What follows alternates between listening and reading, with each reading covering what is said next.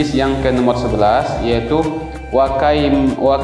wakamaitatin. Ini ma'tufnya ke rausin yang kotoran yang di awal sekali itu. Oke. Wakamaitatin, dan najis juga hukumnya seperti bangkai. Oke. Bangkai itu apa? Apa itu definisi bangkai?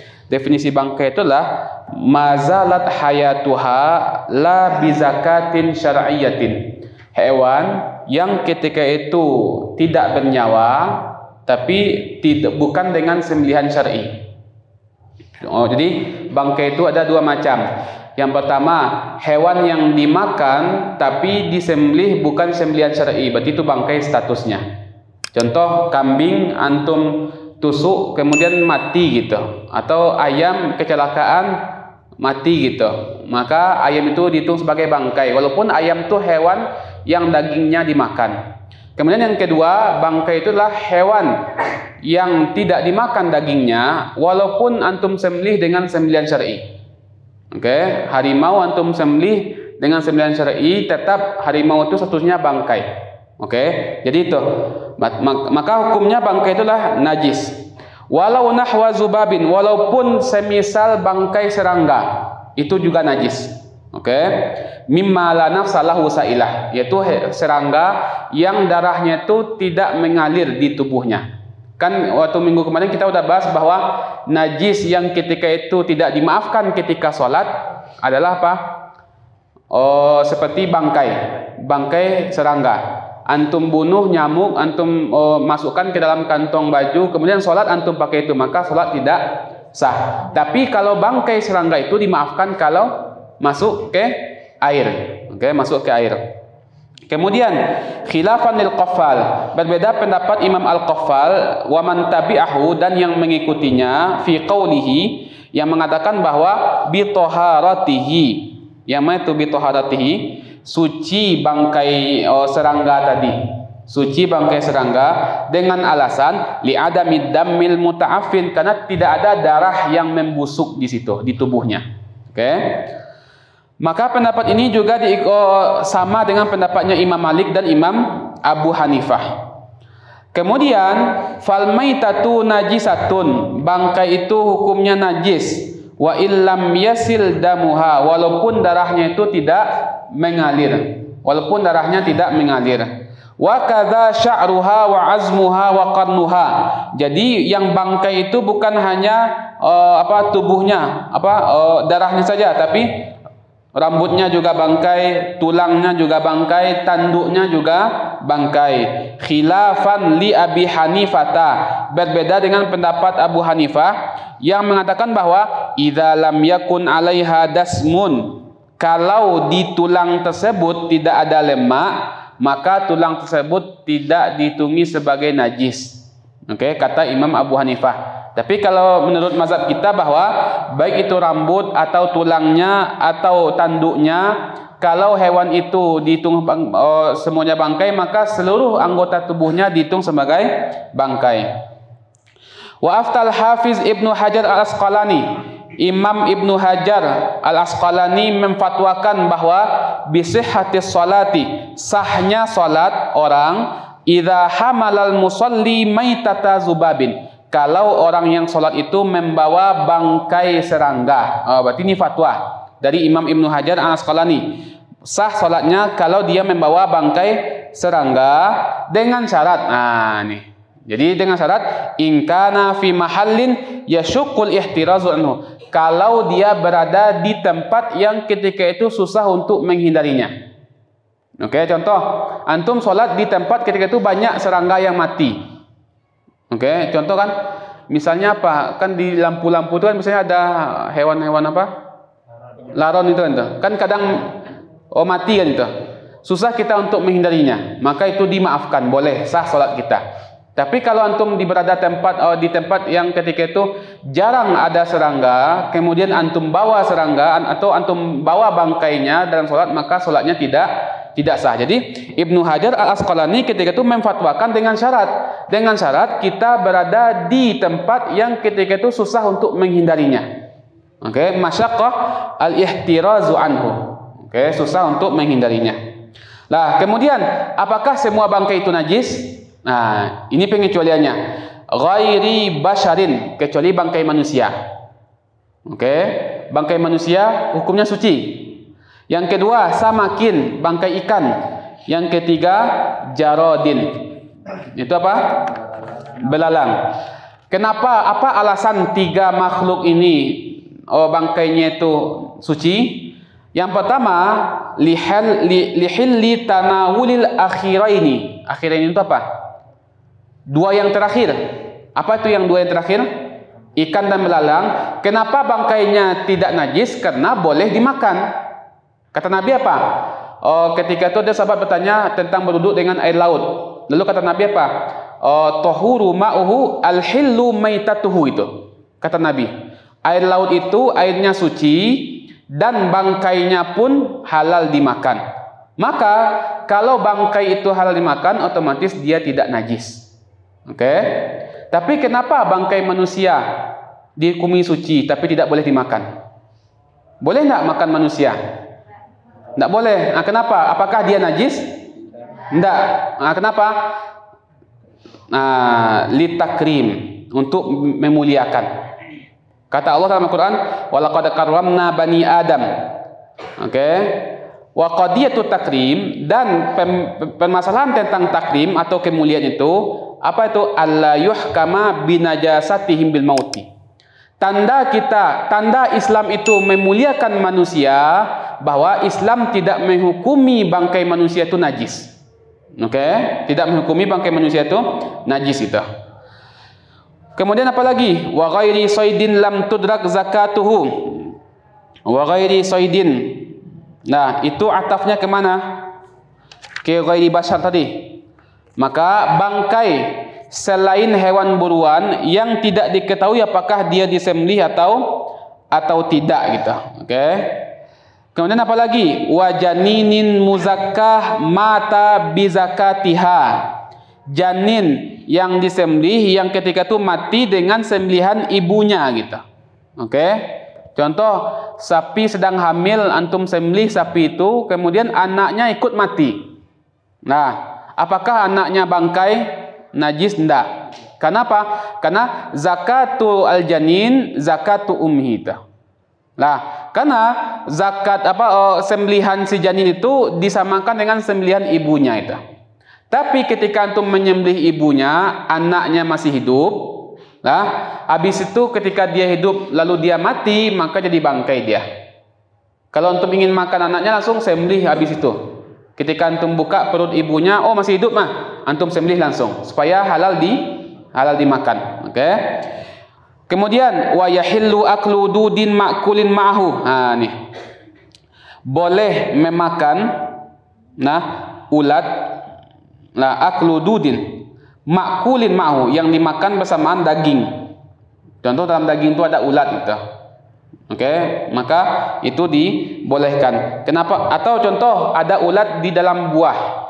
Antum kadang beli mangga kan, beli durian atau apa itu, antum buka ada ulat itu. Nah, maka itu dibolehkan untuk dimakan. Kenapa dibolehkan? Kenapa? Alasannya itu li'usri tamyiz. Susah kita untuk membedakannya. Susah kita untuk memisahkannya karena ulat itu tumbuh dalam buah-buahan tadi. Oke? Nah, mungkinlah ketika antum mau makan, antum ambil dulu, antum buat lubang terus antum keluarkan ulat-ulatnya. Itu kan susah.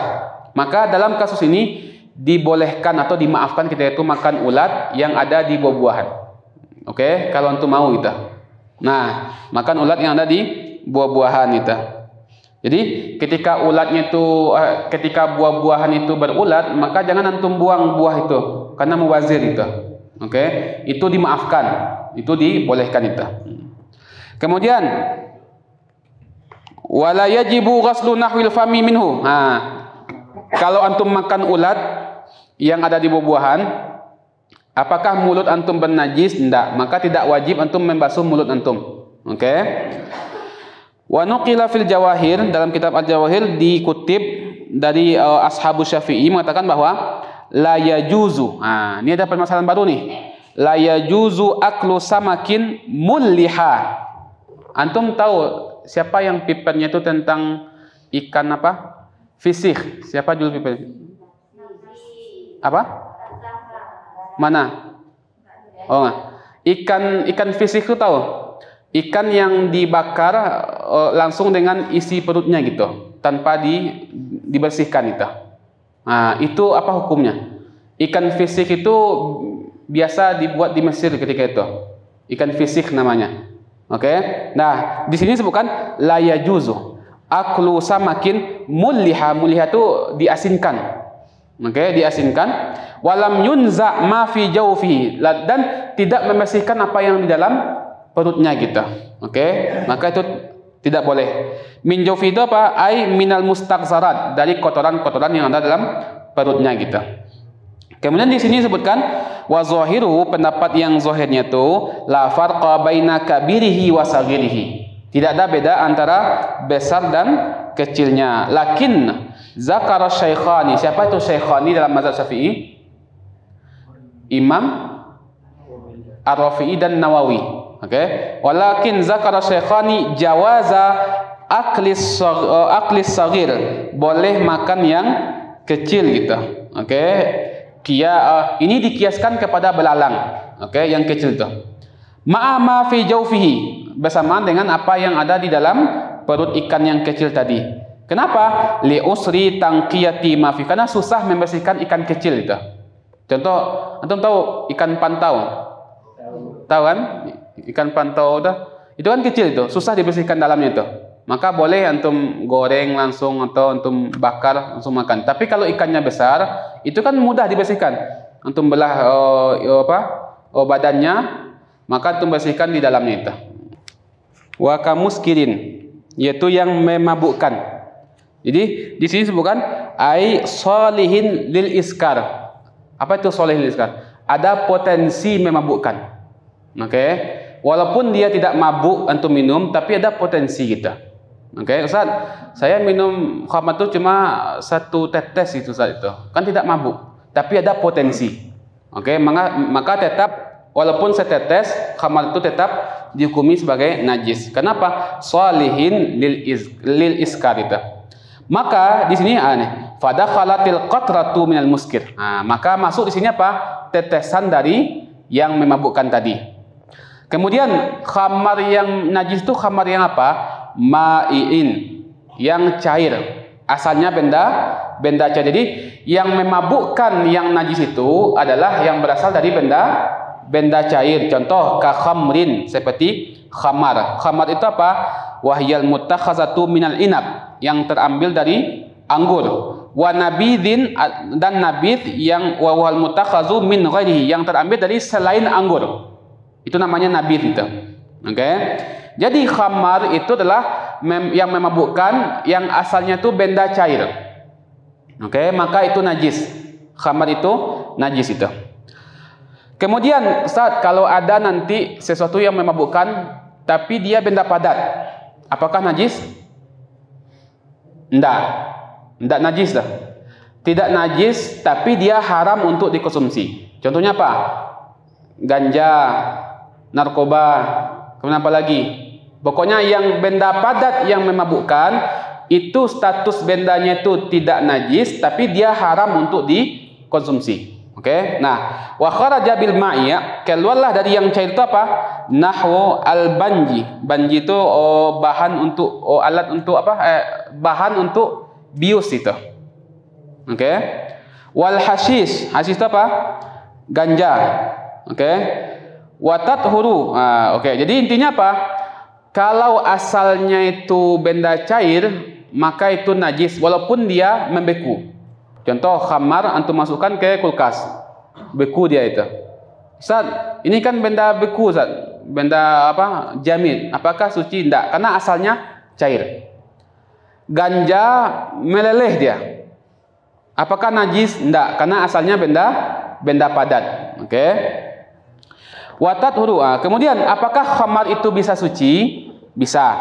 Watat huru khamrun takhallalat binafsiha. Khamar itu akan suci kalau dia berubah menjadi cuka. Tapi berubahnya itu dengan sendirinya. Contoh, khamar antum masukkan benda-benda supaya dia bisa berubah menjadi cuka, maka tetap dia najis walaupun berubah menjadi cuka. Walaupun antum masukkan benda yang ketika itu tidak ada pengaruh gitu, tetap dia tidak dihukumi sebagai suci. Oke. Syarat khamar itu suci berubah menjadi cuka kalau dia berubahnya itu dengan sendiri. Oke, tanpa mencampurkan benda-benda yang lain. Walaupun benda tersebut tidak ada pengaruhnya dengan perubahan tadi, tetap itu tidak dihukumi sebagai suci. Wa tathuru khamrun takhallalat bi nafsiha min ghairi musahabati ainin ajnabiyah, tanpa dimasukkan atau tanpa dicampuri benda yang asing atau benda yang di luar khamar tadi. Wa illam tu'assir walaupun benda tadi itu tidak ada pengaruh dengan perubahan tadi. Oke, contoh kahasotin, antum masukkan batu kerikil yang kecil ke dalam khamar, kan nggak ada pengaruhnya itu. Kalau berubah dia jadi cuka, tetap dia tidak dihukumi sebagai suci karena antum sudah memasukkan sesuatu ke dalam khamar tadi. Wa yatba'uha fit taharati ad-dannu. Oke. Ketika khamar itu berubah menjadi cuka, lalu dia suci kan, maka ikut juga suci bejana yang ada di khamar tadi. Oke, ad-dannu itu artinya bejana. Oke. Wa in tasharaba minha, walaupun bejana itu menyerap atau meresap khamar tadi, au ghallat fihi, atau khamar tadi itu mendidih, wartafaat, lalu menguap dia bisa babil ghalayan dengan sebab mendidih tadi, summa nazalat, kemudian turun lagi, maka itu juga dihukumi sebagai suci. Paham ya? Kan khamar nih sebelum jadi cuka, lalu dia mendidih. Nah, maka kan kalau mendidih kan ada uapnya. Uapnya itu menempel di atas nih, ditutup. Nih kayak ini kan, uap. Terus ketika antum tutup, khamar itu sudah berubah menjadi cuka dan ditutup gelas itu masih ada khamar yang menempel. Lalu dia turun ke gelas tadi yang sudah berubah menjadi cuka, maka itu masih dihukumi sebagai suci, tidak masalah. Oke. Jadi di sini disebutkan wa in tasharaba minha, walaupun tempatnya tadi bejana tadi itu menyerap khamar yang belum berubah tadi. Au ghalat fihi, atau mendidih khamar tadi itu di dalam bejana, wartafaat, lalu naik uapnya itu bisa babil ghalayan dengan sebab mendidih, summa nazalat, kemudian surut lagi, turun uap yang ada ditutup bejana tadi. Amma adapun izartafaat bila ghalayan lah bal bi fi'lin fa'il, adapun kalau khamar itu menguap bukan gara-gara mendidih tapi gara-gara perbuatan orang lain, oke, fala tathur, maka tidak suci. Kemudian wa in ghumiral murtafi'u qabla jafafihi. Ini kasus yang uap tadi yang ada ditutup tadi. Wa in ghumira, kalau arak atau khamar tadi itu dituangkan wa in ghumira al murtafi', yang naik tadi itu ditutup bejana tadi itu naik sebelum dia kering, lalu antum tuangkan, au ba'dahu, atau antum tuangkan setelahnya tapi menuangnya itu dengan khamar yang lain, antum campurkan dengan khamar yang lain, maka itu juga dihitungi sebagai apa? Fala tathur. Oke, tidak suci dia menurut pendapat yang kuat di sini. Kama jazama bihi syekhuna, berarti itu tidak suci. Fala tathur tadi kan, wa in ghumira, walaupun ketika itu antum buang atau antum tuangkan yang diuap ditutup bejana tadi itu sebelum dia kering atau setelahnya dengan khamar yang lain, maka tetap tidak suci. Kama jazama bihi syekhuna. Siapa syekhuna itu? Imam Ibnu Hajar al-Haytami. Walladzi i'tamadahu syekhuna al-muhaqqiq Abdurrahman ibni Ziyad, yang ini juga dipegang oleh guru kami yaitu muhaqqiq Abdurrahman bin Ziyad, bahwa mengatakan annaha tathur, bahwa itu hukumnya suci in ghumiral murtafi'u qabla jafaf. Kalau yang uap tadi itu dia tuangkan sebelum dia kering, tapi kalau setelah dia kering lalu dia tuangkan dengan khamar baru, maka itu tidak suci. Tapi kalau sebelum dia kering dia tuangkan, maka itu suci. Oke. Summa qala, kemudian berkata, lau subba khamrun fi ina'in, kalau ada khamar dituangkan ke dalam bejana, summa ukhrijat minhu, kemudian dikeluarkan lagi khamar tadi itu, wa subba fihi khamrun ukhra, kemudian dimasukkan lagi khamar yang lain, ba'da jafafil ina, setelah bejana tadi itu kering dari khamar yang pertama, wa qabla ghuslihi, dan sebelum dibasuh bejana yang tadi, maka hukumnya apa? Lam tathur. Oke, lam tathur. Kenapa tidak suci? Karena dia sudah bercampur dengan khamar yang tadi. Seharusnya khamar pertama tadi itu yang antum buang airnya, antum cuci dulu, oke? Habis itu baru antum masukkan khamar baru. Oke? Nah, kemudian wa in takhallalat ba'da naqliha minhu fi ina'in akhar, walaupun gitu berubah dia menjadi cuka setelah antum pindahkan ke bejana yang baru itu, tetap ketika itu tidak dihukumi sebagai suci, lam tathur. Oke, karena dia sudah bercampur dengan bekas khamar yang sebelumnya. Oke. Intaha di sini, intaha selesai perkataannya Imam Abdurrahman bin Ziyad gitu. Wad dalil, apa dalil gitu? Ala kaunil khamri khalan, apa dalil khamar itu berubah menjadi cuka? Nah, nih. Wad dalilu ala kaunil khamri khalan, dalil khamar itu menjadi cuka, al humudatu fi ta'miha. Apa itu? Rasanya itu masam. Tahu antum masam kan? Antum pernah mencoba cuka? Ya kan? Itu rasanya masam. Oke? Wa illam tujad nihayatul humudah, walaupun tidak begitu masam, oke? Wa in qazafat bizabadi, walaupun dilempar buih-buihnya gitu. Maksudnya apa? Intinya tanda khamar itu menjadi cuka kalau dia sudah ada rasa al-humudah. Al-humudah itu masam itu. Oke? Fi ta'miha, walaupun tidak begitu masam itu. Oke? Nah, kemudian selanjutnya di sini karena pembahasan sebelumnya berkaitan tentang bagaimana najis aini itu bisa berubah menjadi suci, itu khamar, maka di sini disinggung sedikit tentang najis yang juga bisa berubah menjadi suci. Apa itu? Jildul maitah, kulit bangkai. Di sini bukan wayat huru jildu najisin, bisa suci kulit dari najis itu, najis yang gara-gara mati, gara-gara bangkai, bi'indibag, dengan menyamak. Oke? Bi'indibag, naqahu, sekiranya naqahu yang dia bersihkan, bihaitsu la ya'udu ilaihi natnun, sekira-kira tidak kembali busuk kulit tersebut, wala fasadun, dan tidak kembali rusak, lau nuqi'a fil ma', kalau kita masukkan ke dalam air. Jadi kulit bangkai, kulit hewan yang najis ketika bangkai, maka kulitnya hukumnya apa? Kulitnya juga najis. Oke, contoh, kalau kulit hewan kurban itu najis atau enggak?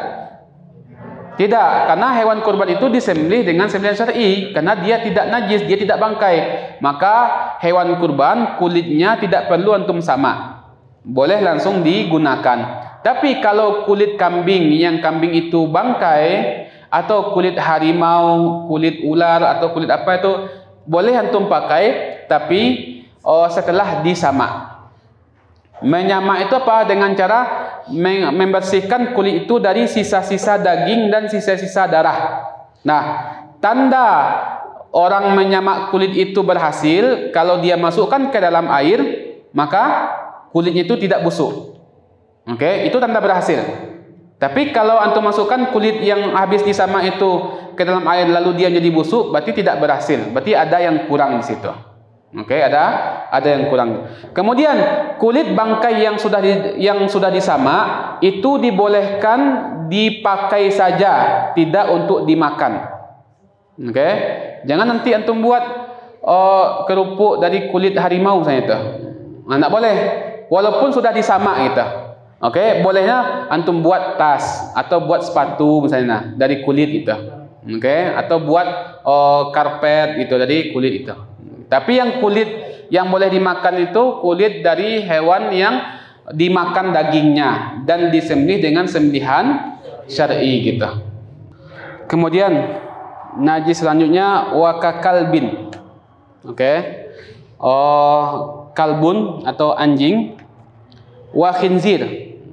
Bahasa halusnya apa nih anjing? Wow gitu kan. Atau kalbun aja Ustaz sebut ya. Kalbun ya, antum paham ya? Pakai kaf ya. Kalbun dan khinzir. Oke. Berarti 13 dan 14. Maka itu najis. Kemudian apalagi wa far'u kullin minhuma, dan keturunan dari kedua-duanya. Ma'al akhar. Oke. Au ma'a ghairi. Contoh. Tadi kan ma'al akhar tuh kalau kalbun dengan khinzir dia kawin, lahir anak, tetap najis anaknya. Atau kalbun dengan hewan suci yang lain. Kalbun dengan kambing misalnya. Lahir anak. Anaknya itu najis atau enggak? Najis. Allah alam nanti kalau terjadi nanti kalbun dengan manusia gitu. Lahir anak. Maka anaknya najis atau enggak? Najis itu. Oke. Maka di sini disebutkan wa far'i kullin minhuma ma'al akhar au ma'a ghairihi, atau bersama dengan yang lainnya, kawin silang gitu. Oke, kawin silang. Wadudu maitatihi ma tahirun. Nah, nih. Ulat yang ada di bangkai dua hewan tadi, yaitu kalbun wa khinzir, itu hukumnya suci. Wa kaza. Begitu juga hukumnya suci apa? Nasju angkabutin alal masyhur. Apa itu nasju itu? Sarang laba-laba. Oke. Itu suci menurut pendapat yang kuat. Kama qalahu Subki wal Azra'i. Sebagaimana ini pendapatnya Imam Subki dan Imam Azra'i. Wa jazama sahibul uddah, yaitu Imam At-Tabari, wa sahibul hawi, yaitu Imam Al-Mawardi, mengatakan bahwa najis. Apa yang najis? Nasju angkabut. Oke, sarang laba-laba. Kemudian wa ma yakhruju min jildi nahwi hayyatin fi hayatiha kal araqi ala ma afta bihi ba'duhum. Dan apa yang keluar dari kulit semisal ular, kan? Ketika dia masih hidup, maka hukumnya sama dengan kal araqi, seperti keringat. Oke. Ini yang difatwakan oleh sebagian ulama. Lakinna qala syaikhuna, akan tetapi berkata guru kami, biasanya kalau ini istilah ya dalam mazhab, kalau disebutkan lakin, berarti setelah lakin itu biasanya pendapat yang mu'tamad. Nah, oke. Setelah lakin itu pendapat yang kuat, yang mu'tamad. Nah, nih. Lakin kata musannif kan, qala syaikhuna. Berkata guru kami, fihi nazar, dalam masalah ini butuh analisa. Balil akrab, tapi pendapat yang paling dekat adalah annahu najisun, itu najis. Kenapa najis? Yang keluar ulat dari kulit tadi itu, atau ular, li'annahu juz'un mutajassidun munfasilun min hayyin, karena ular yang dari kulit itu adalah bagian yang jadi jasad, bagian tubuh yang sudah berbaur dengan jasad, kemudian dia terpisah ketika hidup. Kan kaidahnya apa? Al-juz'ul munfasil min hayawanin tahir hala hayatihi hukmuhu ka hukmi maitatihi. Anggota tubuh yang terputus dari hewan, dari siapapun, ketika dia masih hidup, maka hukumnya seperti dengan ketika dia bangkai. Kaki kambing yang patah ketika dia hidup, apa hukum kaki kambing yang patah itu? Najis. Kenapa? Karena kambing ketika bangkai hukumnya apa? Najis. Maka kakinya yang patah ketika hidup dihukumi sebagai najis. Tangan manusia yang patah, apa hukumnya? Suci. Kenapa suci? Karena manusia ketika bangkai suci. Maka hukum anggota tubuh yang terlepas dari tubuhnya ketika hidup sama hukumnya ketika dia bangkai, apa hukumnya? Oke? Nah, wa qala aidan, siapa yang berkata nih juga? Syekhuna tadi. Oke, Ibnu Hajar Al-Haytami. Lau naza kalbun. au khinzirun ala adamiyah. Ini tadi yang saya sebutkan. Naza itu kalau kawin. Lau naza kalbun, kalau kawin kalbun itu atau khinzir mengawini manusia. Berarti yang mengawini siapa nih? Manusia atau hewan tadi? Nah, fawaladat, lahirlah anaknya adamian, manusia. Nah, maka hukum anaknya apa? Najis. Kanal waladu najisan, berarti anaknya najis. Kenapa? Karena salah satu dari orang tuanya najis. Oke? Ma'azalika, kalau dia najis, bagaimana hukum sholatnya? Sebenarnya ini bisa dibahas di paper, tapi udah dibahas kalau nggak salah nih. Judul ini pernah Ustaz ajukan dulu ke salah seorang dari antum, tapi kata Ustaz sudah dibahas itu. Oke? Maka kalau tadi anak yang lahir dari kawin silang antara manusia dengan kalbun atau khinzir, anak dihukumi najis. Kemudian bagaimana dia sholat? Kemudian kalau kita sentuh bagaimana? Kita habis wudhu lah, lalu kita sentuh dia, apakah bernajis, memindahkan najis? Nah, di sini sebutkan. Yang pertama, wahwa mukallafun bis sholati wa ghairiha. Dia tetap ditaklif untuk sholat. Oke? Dan yang selain sholat seperti puasa, zakat, haji dan seterusnya. Yang kedua, wa zahirun annahu yu'fa. Nah, tapi dia dimaafkan amma yuttaru ila mulamasatiha. Dimaafkan ketika antum mengharuskan untuk bersentuhan dengannya. Oke, contoh, ada anak manusia yang hasil kawin silang antara kalbun dengan manusia, lalu anaknya itu sedang terjatuh gitu. Lalu antum nggak mau menolongnya. Kenapa? Najis Ustaz itu. Nah, itu nggak boleh. Mesti antum pegang, antum tolong gitu. Kenapa? Karena itu dimaafkan. Walaupun tangan antum ketika itu basah. Oke? Kenapa? Annahu yu'fa amma yutaru ila mulamasatihi. Kalau terpaksa untuk disentuh. Yang ketiga ketentuannya yang anak tadi, annahu tajuzu imamatuhu. Boleh dia menjadi imam. Imam salat ya. Idla i'adata alaih, yaitu sebab dia tidak wajib mengulang salatnya gitu. Ketentuan yang keempat bagi anak tadi yang hasil kawin silang tadi, wadukhuluhu al-masjidah. Boleh dia masuk masjid. Haitsu la rutubata li jama'ati wa nahwiya. Sekira-kira tidak ada yang basah dari jamaah yang lain atau yang semisalnya gitu. Oke. Jadi ini ketentuan untuk anak manusia yang terlahir dari kawin silang antara manusia dan hewan yang najis tadi, kalbun atau khinzir itu.